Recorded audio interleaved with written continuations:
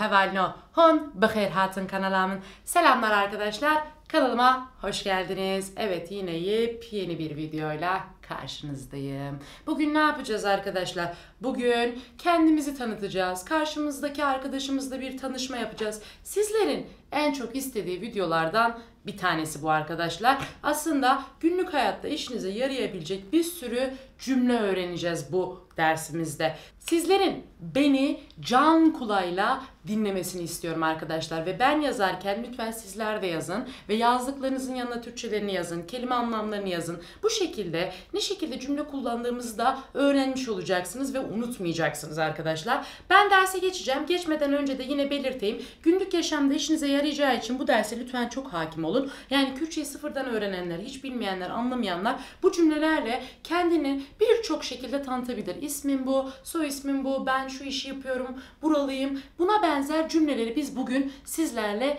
göreceğiz arkadaşlar. Ben tahtaya cümlelerimi yazacağım ve sonra hep beraber okuyup anlamlarını çevireceğiz. Hadi bakalım başlayalım derse arkadaşlar.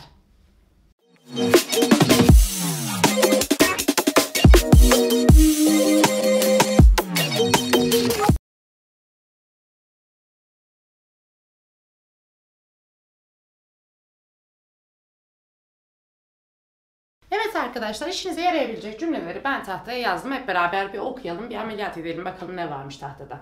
Selam. Arkadaşlar, selam demek zaten sürekli kullandığımız bir kelime. Siz de buna aşinasınız, biliyorsunuz. Ben de her videonun başında kullanıyorum.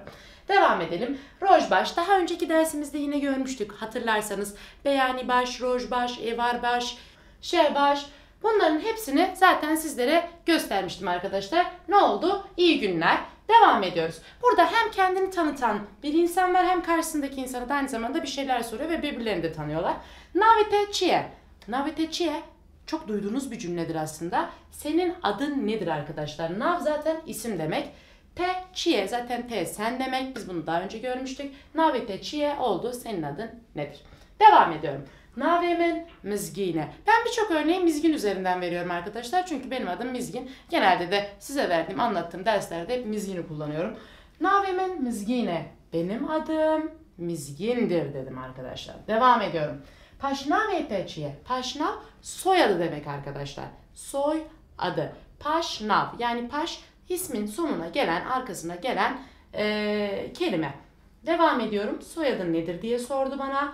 Paşnavemin Zanaye. Soyadım Zana'dır.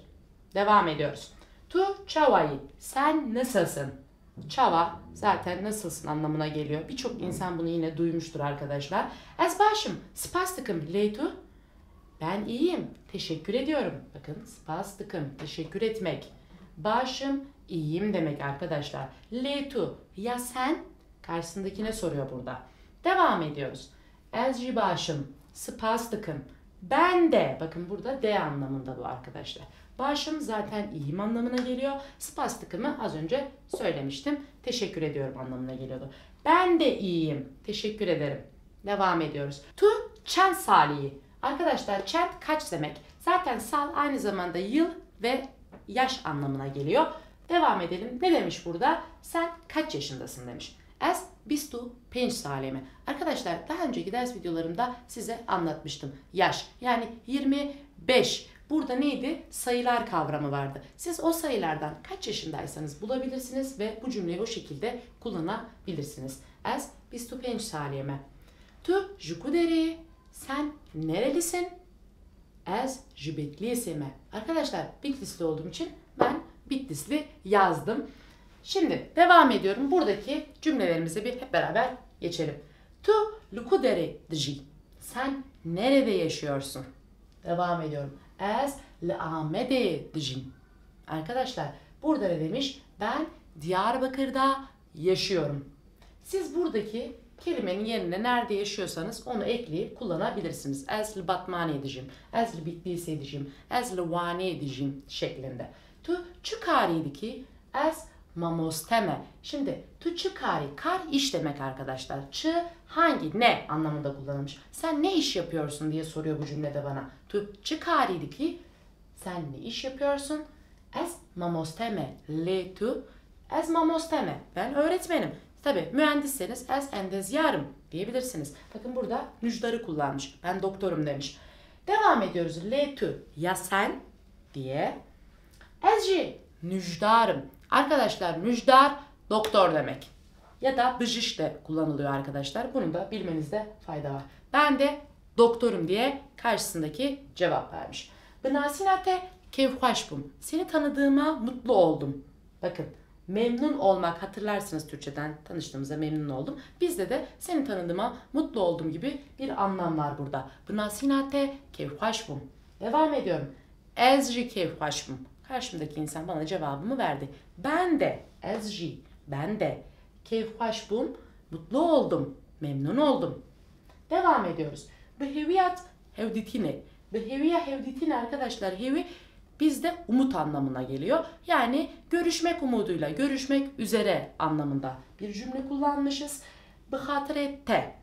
Hoşça kal. Oğur be. Güle güle. Şimdi hiç ara vermeden tahtadaki Kürtçe cümleleri birer kez size okuyacağım ve Türkçelerini okumayacağım arkadaşlar. Siz de beni can kulağıyla telefonunuzun ya da bilgisayarınızın sesini yükselterek dinleyeceksiniz. Ve hatta lütfen kapatıp tekrar edin arkadaşlar söylediklerimi. Özellikle bağıra bağıra evde müsait bir yere geçin. Ben size ne söylediysem beni videoları durdurarak tekrar edin arkadaşlar. Hadi bakalım bir okuyalım beraber. Slav, Rojbaş, Naveteciye, Navimin mizgine, Paşnaveteciye, Paşnavimin zanaye, Tu çavayı, Ez başım, Spastıkım letu, Ez ji başım, Spastıkım, Tu çan sali, Ez 25 salime, Tu ji ku dereyi, Ez ji Bitlisê me, Tu li ku derê dijî, Ez li Amedê dijîm, Tu çi karî dikî, Ez mamoste me letu, Ez jî müjdarım. Binasîna te kevxweş bûm. Ez jî kevxweş bûm. Bi hêviya hevdîtînê. Bi xatirê te oğur be. Evet arkadaşlar, bugünkü dersimiz sizin günlük hayatta çok işinize yarayacak bir dersti. Yine ben yoruldum, yine siz yoruldunuz. Ne yaptık arkadaşlar? Bunların hepsini not ettik, tekrar ettik ve sizler de benden sonra işiniz bitmedi tabii ki de. Devam edeceksiniz. Evde sürekli bunları tekrarlayacaksınız. Bunları ezberleyeceksiniz ve pratikte sürekli kullanacaksınız. Yoksa öğrenemezsiniz arkadaşlar. O yüzden ısrarla söylüyorum. Kendinize çok çok iyi bakın arkadaşlar. Videomu beğendiyseniz eğer like atmayı unutmuyorsunuz ve Instagram'dan ve Twitter'dan beni takip etmeyi unutmuyorsunuz. Abone oluyorsunuz arkadaşlar. Kendinize iyi bakın. Görüşmek üzere.